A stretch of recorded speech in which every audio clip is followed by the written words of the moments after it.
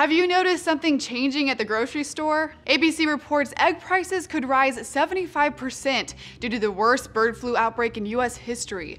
We already don't like the sound of this. According to the Wall Street Journal, almost 40 million birds have been killed as a result of the outbreak, more than double the toll of the last major outbreak during the 1980s. The current losses represent roughly 10% of the country's egg-laying flock. And the issue has also affected products that use eggs as an ingredient. A market reporter told CNN the wholesale price of eggs sold in liquid form, mostly used by bakeries and restaurants, rose from 63 cents per dozen to $1.52 in April. The Midwest has been hit particularly hard. KQDS reports a state of emergency has been declared in Minnesota, where 6 million birds have been euthanized. And it's even worse in Iowa, the biggest egg-producing state in the country. CNBC reports the virus has resulted in the death of more than 25 million chickens and turkeys in that state alone. Large, concentrated populations of the birds have contributed to the spread of the virus. The Wall Street Journal reports the average farm in the industry holds 1.5 million birds. When one henhouse becomes infected,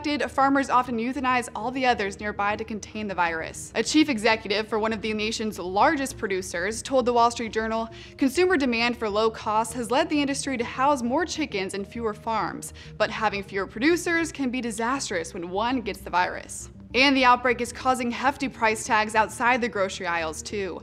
The US government has set aside close to $400 million to help pay for cleanup and compensate farmers for lost stock. For Newsy, I'm Rebecca Dunn.